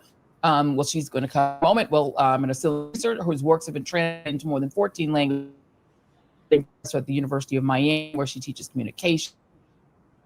Move on to our wonderful guest who we see right now. Good sorrow, Maya Wiley, lawyer, professor, civil rights activist, former candidate for New York mayor. She has served as president and CEO of the Leadership Conference on Civil and Human Rights since May of 2022 and served as counsel to New York City Mayor Bill de Blasio, chairing the Civilian Complaint Review Board from 2016 to 2017. And now that I see my dear friend Rula, I'm going to add the last bit of her bio, because she has served on the advisory board of the U.S. Middle East Project, and she's fluent, I love saying this, in Italian, English, Hebrew, and Arabic, but she's promised not to flip languages in mid-interview because I can't keep up with any of that. But Rula, I'm so glad that you're here because I want you to start, because I was annoyed as I tried to, after we did our live coverage, thank God Dean Obeidallah was able to join us, because I felt like this was an Obama moment for American Muslims. And I flipped around. We went and flipped around to see if that is the way it felt on mainstream media. We just flipped through some channels after we finished our live, and that's not the way it looked. What do you make of the fact that this moment did not include Muslim voices on most of mainstream media to comment on it? Joy, it's so good to be with you. And Maya, I just want to tell both of you, you're my favorite sister, my favorite Afro-American sisters. I just got back from Italy, where I spoke at the parliament, and I could be included in a conversation at the Italian parliament as a Muslim, as a Palestinian, as a Black woman, as an Afro-Palestinian woman. Yet I arrived 24 hours ago and I was stunned that there is no Muslim, there's no Arab included in the conversation about the first Asian, African, Muslim man who's married to a Syrian woman. There's nobody to talk about him except those who smeared him, those who put him down, those who criticized him. Our media, and this is why it hurts so badly that you are not anymore on MSNBC, Joy, because you were the only one, including those voices and those stories and that narrative that is fundamental for the American story. What happened last night is a seismic shift. I never seen any shift like this one since Obama. And by far, he's better than Obama when it comes to communication, with all due respect to President Obama. But what we've seen even this morning, where you have the head of ADL, who basically been invited immediately to smear this guy and depict him as anti-Semite, as a threat to the Jews, to the Jewish community in America. trying actually to manipulate the conversation where he, where he went on to say that he opened some kind of a, communication with the Jewish community. If they feel threatened by this man, they should immediately call him and communicate with him. I was like, what are you doing? What are you doing? This is the same guy that in July this year went and testified at the Israeli parliament and said, and I want to quote him directly, where he said, we need the kind of genius Badger attacks, but between parentheses, these were terrorist attacks where hundreds of people died. He said, we need this kind of genius attacks on US campuses. He was lobbying a foreign nation to attack American students if they dare to criticize Israel. What happened this morning was not about security for the Jewish community in America, who voted for Mamdani, by the way. Yeah. Yes. I was there last night in New York, in Brooklyn, with a group of American Jews, including Naomi Klein, including actually Peter Beinart and Simone Sand and so many others who voted for him, Jewish Voices for Peace. And then you have the ADL guy who only wants to use the issue of anti-Semitism to demand impunity for Israel. He doesn't understand even that the $30 billion given to Israel in the last 2 years, year and a half, is one of the reasons why Mamdani won. Because Americans cannot afford their rent, cannot afford to go to a hospital, cannot afford food for their children, yet there's money to slaughter children in Gaza and to bomb children in Gaza and to harass Palestinian farmers who only want to live on their own land and harvest their olives. He doesn't understand in this moment that that kind of, Iron Dome in the media to protect Israel, a state that is on trial for genocide, ethnic cleansing, and war crimes. He doesn't understand that this Iron Dome backfired. That's why we have Mamdani. That's why people are abhorred and don't want the establishment anymore. And yet the establishment in the media insists on exclusion, insist on Islamophobia, and above all, insist to lecture the millions of Americans who voted. Maybe you're confused. I'm like, I couldn't believe it. I almost choked on my own drink when I was on my own coffee this morning when I was listening to this guy. And to hear also, to see on the panels in the evening, not even one Muslim voice to make them understand how for many years as Muslim we felt underrepresented, discriminated, collectively blamed for an attack that we had nothing to do with. And then finally, America is telling the world and telling, the establishment in both parties, we can coexist. We can actually thrive together in this incredible multi-ethnic, multi-racial democracy, sending a message to Israel, an ethno-state, that instead of colonization, you actually can coexist. You just need to respect each person's dignity, right, and freedom. It is remarkable, Maya, to bring you into this. And I just want to note one more thing before I bring you in, Maya, that and this is a post that the Anti-Defamation League, they have launched a tracker. They've announced their a tracking initiative to track and monitor policies and personnel appointments of the incoming Mamdani administration and protect Jewish residents across the 5 boroughs, treating it as if there was some sort of invasion and occupation of New York City. The Anti-Defamation League, I'm going to stay with you just for one moment, Rula. It used to be about civil rights and protecting people's civil rights across different ethnicities. But this is chilling. They have announced a tip line building on decades of incident response in New York City and across the country. ADL is establishing a dedicated New York City anti-Semitism tip line. This is the Democratic nominee incoming mayor of New York. Why would ADL need to launch a tracker to track his policies and a tip line? Simply because they are not defending American democracy. Their priority is not to defend the security of American Jews. They said nothing when American Jews actually were killed in Israel. They said nothing. Yet we have David Adler, who was tortured, an American Jewish citizen was tortured a month ago in an Israeli jail because he wanted to deliver aid to kids in Gaza. Tortured, literally tortured. He told us he was tortured. He wrote about it. The ADL never mentioned anything because for them, they're only interested in defending Israel impunity and this unconditional support so they could continue to commit war crimes after war crimes. And you can see, Joy, you know, Jonathan went to the Israeli parliament on multiple occasions, but he was lobbying them literally to attack American students, lobbying them to take over TikTok and American media because the narrative is somehow shifting from them. What happened last night is not only a generational shift. What happened last night is a political tsunami.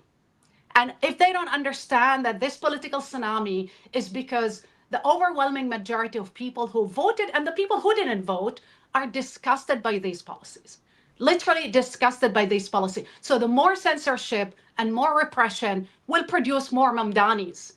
I don't know how you don't understand political communication and don't understand popular will.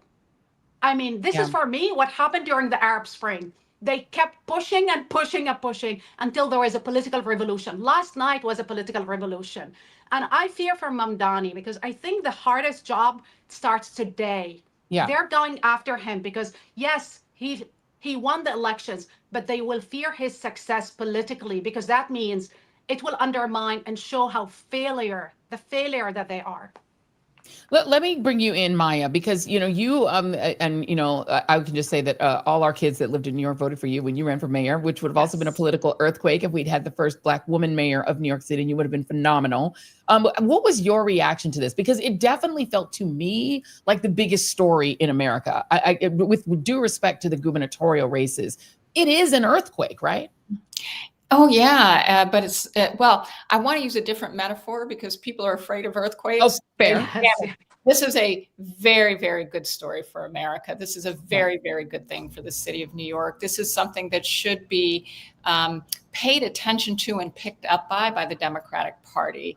And I was there last night as well. And, you know, full disclosure, I endorsed Zohran Mamdani. We love that his middle name is Kwame, by the way, and that he's African. I'm claiming him because he's African. Okay, so look, we go ahead and claim him. Go on. Yeah, and those of us who had the good fortune to spend time in Africa know there are a lot of Muslims in Africa. Yes. There are a lot of South Asians in Africa that are African. Yes. They're not Afrikaners, which that's a whole. Correct. That's why they can't immigrate here, because Trump said no, only the whites, only the white Afrikaners can come. But you know, one of the things that Zohran is, and you know, I'll never forget actually the day that I endorsed him. We were standing outside and I had to run off after my endorsement. And anyway, the point wasn't my endorsement, it was for the press to be able to ask him more questions about his run for New York City mayor. But he was asked about his identity. And I remember at one point being asked, you know, what advice do you give him? And I said, he doesn't need my advice. He doesn't need my advice. And then I looked at him and said, but if you want my advice, just keep being yourself. Yeah. Just keep being yourself. And you showed that clip. I mean, part of what is so fantastic about Zohran Mamdani is that it's not only that he is charismatic, it's that he's a human being. Yes. You meet him and you know that he's sincere and he cares. He listens. He doesn't come with arrogance, but he doesn't come afraid to be honest and authentic about who he is. And so many voters in this country are looking for, I mean, I think to Rula's point, looking for people who are going to be bold, people who are going to understand that tinkering is not going to change the calculus in their lives. And that calculus is about what's in their pocketbooks and what expenses it covers. But he was able to do more than that. And he was able to really show that you can be who he is and not back away from it. Yeah. That actually had resonance for a whole bunch of us. I mean, I used to say on my campaign, been Black all my life, because I was like, this is not going to be a campaign by any means necessary. But that's what people want. They want authenticity, but they want authenticity that's also going to stick to a bold vision for not just I'm going to promise you your prices are going to come down, but Yeah. I'm going to promise you that I'm going to unite people. I mean, Yeah. one of the things that he did so effectively was he went out and met with Black leaders. Yes. He went out and met with Jewish leaders. He met anybody who wasn't sure if he was going to care about their communities. He actually went out and engaged them. He asked questions. And if he thought he had it wrong, or if there was something he didn't understand, he was adult enough to say, I learned something. Yes. I learned something, and there's something I will do differently now. Who doesn't want that kind of leader?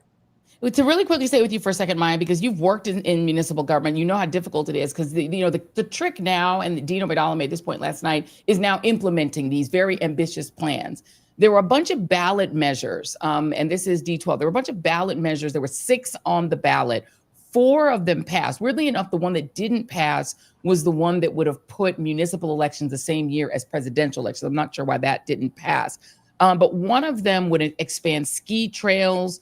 There was one that was supposed to be about expanding ski trails in the Olympic Sports Complex in Essex County, New York. There was one that would create new processes to fast track affordable housing. This is the one that I really wanted to zero in on and get your comment on. So this one passed. It's ballot proposal 2. This is one Mayor Adams was opposed to. There's a third one. There was 2, 3, and 4 the ones that passed, that was about creating a faster review process for land use projects, like smaller projects to change how land is used and prepare for extreme weather. And then there was a third one that was a proposal to change the land review process to make affordable housing easier to build, basically. How significant is it that it seems that the people of New York said, we don't just want this guy, we want his policies specifically on affordable housing? Yeah, they put a lot of trust in him by not just voting for him, but when they voted for these ballot measures, because what they were saying is, we believe you believe in affordability. We believe, he made housing policy one of his central planks, not the only one, but one of them. And, one of the things that New Yorkers know is, if you're the mayor, you have to focus. It is there's so many great agencies and so many public servants. Donald Trump could learn a lesson from this, who really do know how to keep the city rolling. But when you want to make change, when you want to do things that are actually doing something new and different, that's when the job gets hard. Zohran Mamdani is not coming in as a status quo candidate. He's coming in as a change maker, but it does mean he needs tools to make sure he can make that change. So I think that's a connection point, right? New Yorkers said, let's make it easier. Let's do something. And for all of those New Yorkers who voted for those ballot initiatives and actually filled in a bubble for Zohran Mamdani, they were saying, yeah, we trust you to do that. Yeah. Rula, let's talk about just a minute the sort of national politics of it. Donald Trump claimed that this was not a referendum on him, but the exit polls beg to differ. Across these elections, whether it was in Virginia or in New Jersey or in New York City or in California, you can see from this chart, everyone said basically deep disapproval of him, his policies on immigration. Across the board, he was the driving sort of force behind it. But Democrats also, I think, should have gotten a message, and I don't know if you agree with me on this as well, because Zohran Mamdani did not have the support of Chuck Schumer. Even at the very end, the Senate Majority Leader would not endorse him and wouldn't even say who he voted for. A lot of Democrats who did endorse him did it very reluctantly. They sort of seemed like they were dragging, kicking, and screaming. And one of the things he did in the debates is when he was told to essentially bully to say, when are you getting to Israel? He was like, well, I'm going to the Bronx. I'm going to Queens. Like, I work for New York. I don't work for a foreign country. And he didn't take money from AIPAC, which I've got a lot of people in the comments, a lot of people constantly saying, this is the real message. This is a guy who stiff-armed AIPAC, and the Democrats are terrified about that. But doesn't he prove that this is a winning strategy? Focus on America, affordability, and not on, embracing this another country's agenda.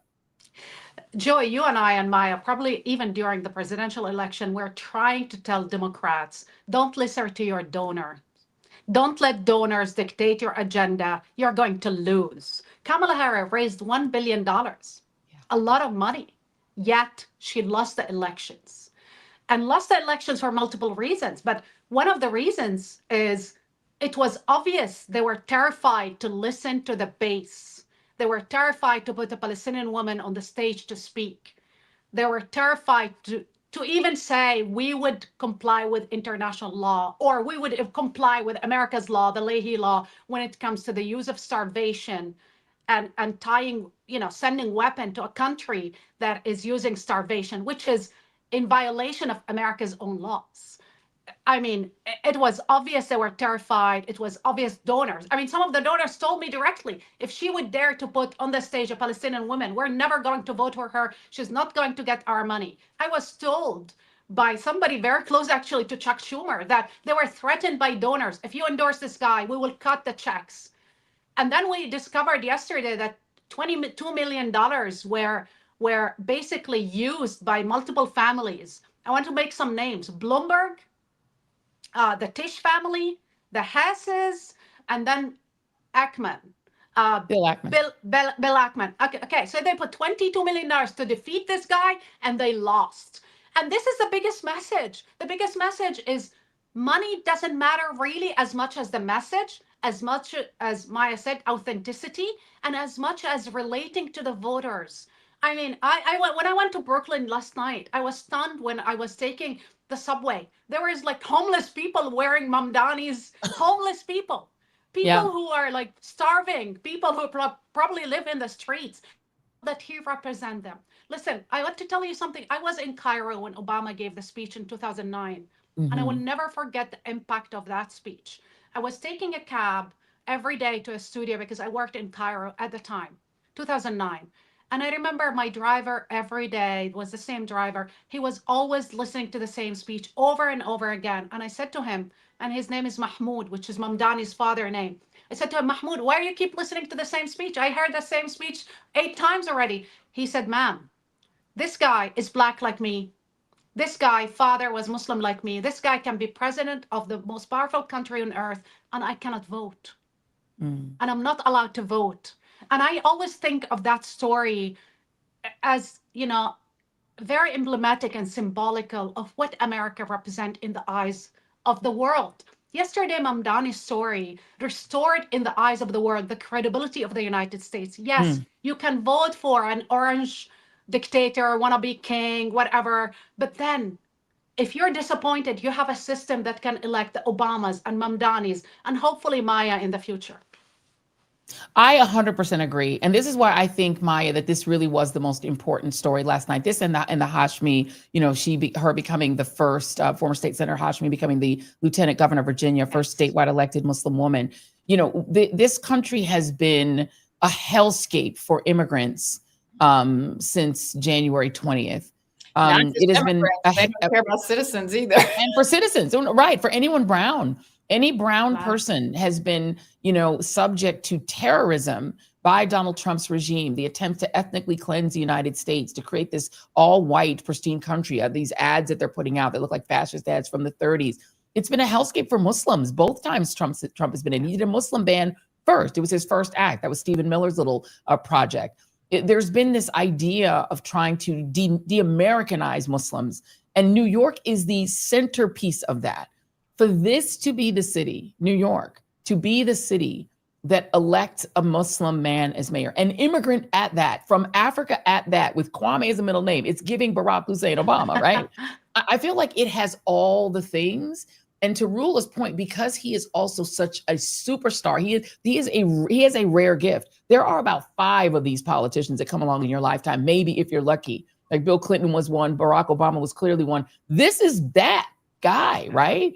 If he was born in the U.S., he could be president. I mean, he's that good. Listen, remember, nobody knew who he was. No, nobody knew. He could pass you on the street and say, "Hi, I'm Zohran Mamdani," and he'd be like, "Who?" That could happen in his district. He in Astoria. My nephews live in Astoria, Queens. Right. A lot of people. I can't say this is true of my nephews. I think they're very well informed. But my point is, a lot of people don't even know who their assembly member is, even if they represent their district. But it's also a very small part of a city, New York City, to be an assembly representative. So I'm saying that to say he was a literal stranger to New York voters. So to be young, to be Muslim, to be who he is, look the way he looks, and be unapologetic about his affiliations like the DSA, and to catch fire. I had people telling me, you got to check this guy out, like early on, like there's something about this guy, you got to check him out. But I think like he did the work. I don't know that people, and we three know this, and anyone else who's listening, who's either been in a campaign, worked for a campaign, been close to a campaign, knows how hard it is. Yes. Yeah. And it's hard, even if you're a Kamala Harris who's a vice president, but to be unknown, to knit together and build from the ground up, from literally virtually nothing. Not to disrespect the DSA. I'm just saying, like the kind of base. And the Working Families Party, give them their flowers too. They grew last night, by the way. And the Working Families Party, but critical support. But I'm only saying that though, because you still look. I tried to win the Working Families Party support when I ran. They put you through it. Like it's not like you just get a pass and a label because you have a label. You just get the endorsement. He did the work, and we knew during early voting, 47,000 volunteers. Yes. What does that tell you? What Donald Trump did was really incentivize and excite people who could vote who had not been voting. We saw 3 million white voters who had been sitting elections out show up because Donald Trump excited them. Let's put aside why, but he excited them. That's what Zohran Mamdani did in New York City. And it wasn't just people who were already affiliated with the DSA or you wouldn't win the election. What he did was he got people to go, I like what I'm hearing. And the more people investigated him and the more he built and did the work to be known, to be seen, to put his feet in people's streets, and he put his feet in anybody's streets and everybody's streets. And then to build was astounding. It was astounding to watch. It was humbling to watch. And by the end of it, I think everyone in America has seen, if they weren't seeing it before last night, and if you were physically there, and I was there last night, I not for the speech, there were folks outside, cars passing by, horns honking, people screaming out of the car, people who couldn't get into the venue because they didn't have a ticket, but they stayed outside. And it was diverse and it was amazing. And so all I can say is I don't even know the race you could replicate what he did as an unknown with next to zero name recognition, next to zero money, some little bit of support, and turn it into a tidal wave. Because he didn't just win, he spanked. He did. And by the way, for those who are saying Curtis Sliwa was a spoiler, we did the math. He won more votes than Curtis Sliwa and Andrew Cuomo combined. So even if Curtis Sliwa weren't there and you gave all those votes to Cuomo, he still would have lost. I'm going to give you the last word on this, good Sister Rula, because Nida Khan in our last hour, our wonderful producer, gave her personal feelings just as a Muslim woman to have this happen. I want to give you the same opportunity to have the last word on how it impacted you personally to see this happen in this moment, particularly this moment we're in. Thank you, Joy. Thank you, Maya. My father was a Muslim imam, and he was, a humble man who started his life as a guard in the most important mosque in Jerusalem, the Aqsa Mosque. Then as he aged, he became a gardener. And in between, he was an imam for the early morning prayer. And I seen his trees being cut down and burned by the settlers. And it really hurt me because they were sacred trees. And for a long time, he was an African, he was Black, he was Palestinian, and he was lived under occupation all of his lives. But in our home, there was a picture on the walls. And I didn't know who the man, I thought he was a relative. That was Frederick Douglass. In our home, that was that picture of this elegant, eloquent man. My father didn't know how to read and write, but he knew who Frederick Douglass was. Last night, I thought of my father's story and the humiliation he endured as a Black Muslim man, especially by the soldiers who would stop him, take his ID, drop it on the floor because they wanted to see him on his knees. This morning, when I exited the house and I saw all these halal, shops, and they were distributing, small gifts, whether it's sweets or bread and other things, I remembered my father, and I thought, he never lived to see that dream. His daughter can. And I think we need to continue to work so the Democratic Party can understand that the only path to winning and to getting back into improving people's lives is through understanding, simple understanding that they need to be committed not to their donors, again, and not to the financiers, and not to the lobbyists, but to be committed to bigger ideals, that ideal speak to millions, billions of people around the world. You don't have to be an American to believe in Frederick Douglass, or to read Frederick Douglass, or to feel the story of slavery in this country. And billions of people feel that story. And Zohran Mamdani actually tells the rest of the world a different story about America, that is not slavery, not white supremacy, and not Donald Trump and Stephen Miller. Tells a story of hope and optimism. And I think that story needs to be protected and told and included. That's why it hurts not to see you on these mainstream television, Joy. It hurts deeply. At the same time, I think that story has a long arch. And I think that story will continue for a long time, because people like you who write this letter resist.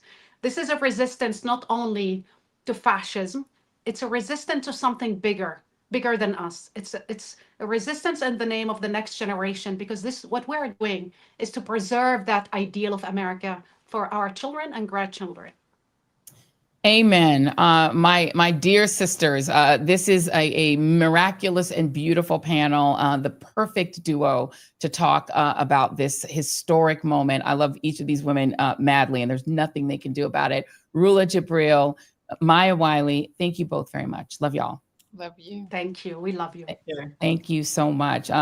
Listen, we got sisterhood. We got a great election. Thank you to you both. I want to get into a little bit of the numbers here, because the numbers are actually pretty remarkable.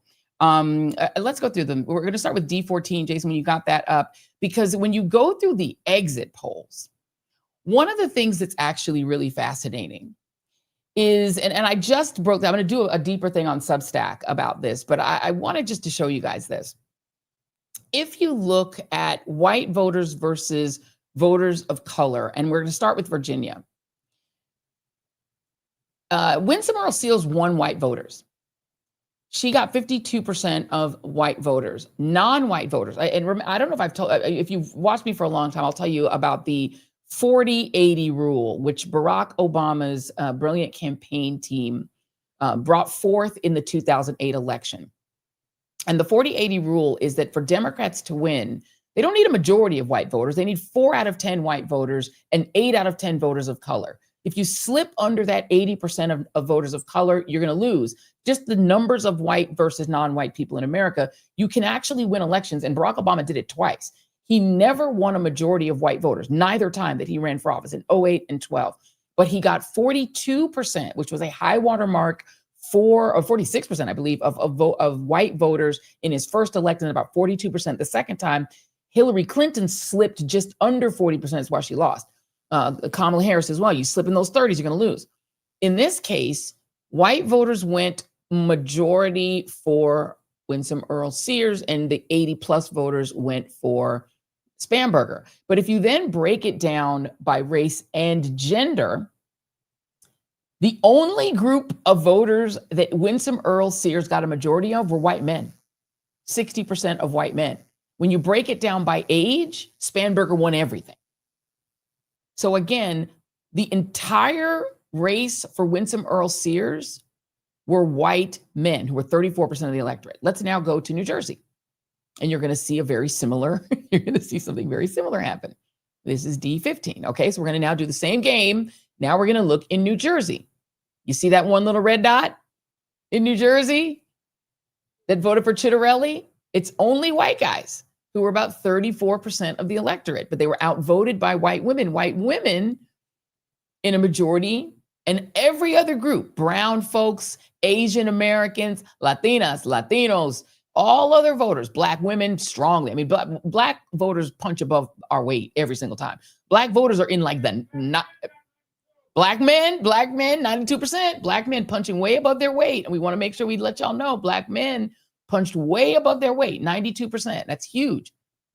Voting for Mikey Sherrill. Black voters punching way above their weight. White men, again, being the only group who voted in a majority for Chitterelli.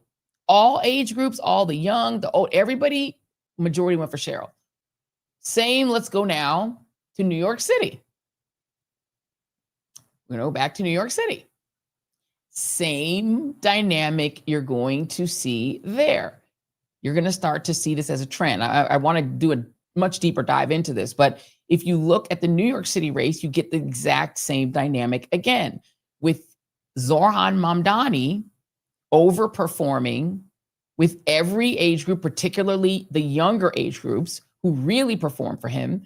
The weakest link inside the Democratic coalition, unfortunately, is Gen X and older millennials. But in New York City, it was pretty clear that Mamdani won everything, but his weakest performance is among white males. But in this case, he was pretty much across the board. Nobody wanted these other guys. Everybody pretty much. New York was the least, reminiscent of this strategy. In New York City, everybody was like, yeah, we don't want Cuomo. Nobody. He didn't get a majority of anybody. Cuomo got a majority of nothing. But then go to California. And we kind of, it's similar, but California was a little bit more like New York. California was just emphatically yes on redistricting. One of the interesting things that's also in the exit polls in California, which was across the board, you see it all blue. It's just pretty much everyone was like, no. Even voters, a majority of California voters said in the exit polls that they oppose partisan gerrymandering. They oppose redistricting for partisan purposes. But even people who say they are dead set against it voted yes, because what voters in California said is that in this instance, we're in favor of it. But I think this is interesting for Democrats to take some lessons from this election. You had two sort of doctrinaire liberals win, two women elected statewide in Virginia and New Jersey, who were pretty much like Biden liberals, sort of bipartisan Biden liberal doctrinaire people, which made me a little concerned, particularly in New Jersey, that it was going to be hard to get over a Trumper with that. But it worked. I mean, they both won decisively. Jay Jones also winning, not decisively, but he wins in, pragmatic in Virginia, very pragmatic. But demographically, you're seeing that Democrats are eating into the white vote, but it's mainly women. It's mainly white women. This is the reason why the right wants to end abortion rights. This is the reason why the right wants to chase white women back into the home and make them into trad wives, because they understand on the right that the more liberated white women become, the more they begin to vote like Black women, Asian women, and Latinas. And the other piece is the other thing you got to note here. We did by gender too. Latinos didn't go for the okie doke this time. The right is losing Latinos. I'm going to go back to what the Speaker of the House said. He said, don't worry, we had some demographic shifts in 2024 and we're going to gerrymander. But you're assuming the demographic shifts in 2024 are permanent, Republicans. You're assuming that you're always going to be able to avail yourself of Latinos. But who are you tackling in these streets the most? Latinos. Who are you abusing the most gratuitously? Latinos. You're getting those Latinas too, but you're really hurting Latinos. If you think that none of them are going to find out about it because Sinclair Broadcasting buys up all the local stations and you keep it off the local news, which they're doing in most of the country, those people still have TikTok. Those people still have Instagram. They see what you're doing, or they're being kidnapped too. Their family members are disappearing. What Democrats need to understand is that the immigration issue is in the exit polls, it's cutting against Trump. Trump is unpopular. The main issue, including for Latinos and Latinas, is the economy. Everyone is saying they can't afford things. Trump did not come through on making groceries cheaper. Rent is too high. The rent's too damn. People are freaked out about the economy.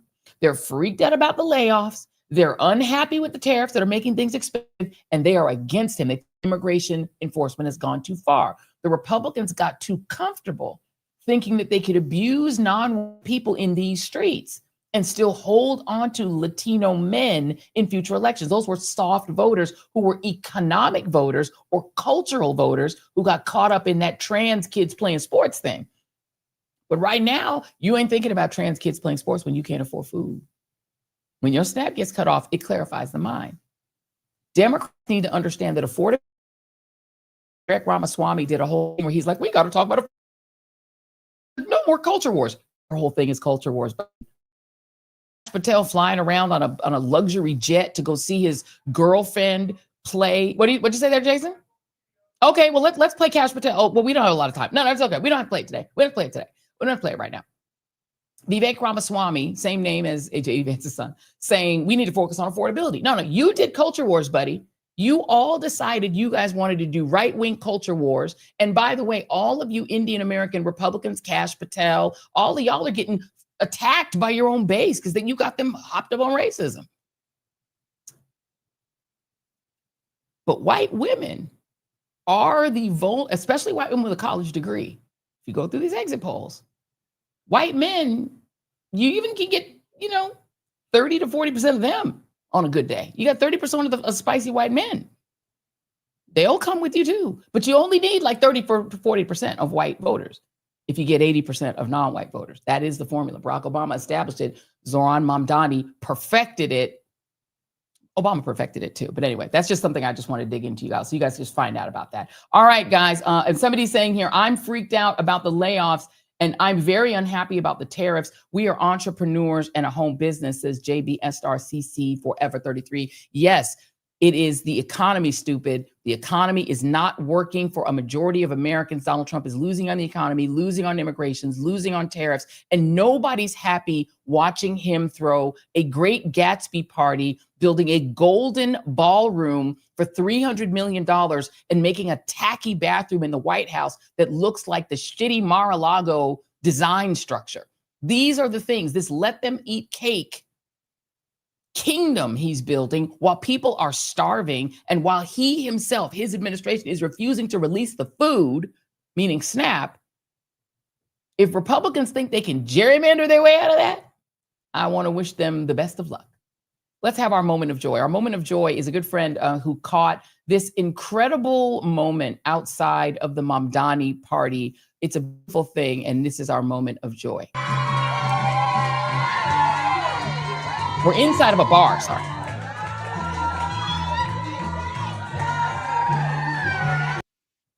That was the moment inside of a bar, in New York City when Mamdani's victory was announced. I think everyone was joyful. Everybody's got great videos like this. But yes, we're going to be doing more.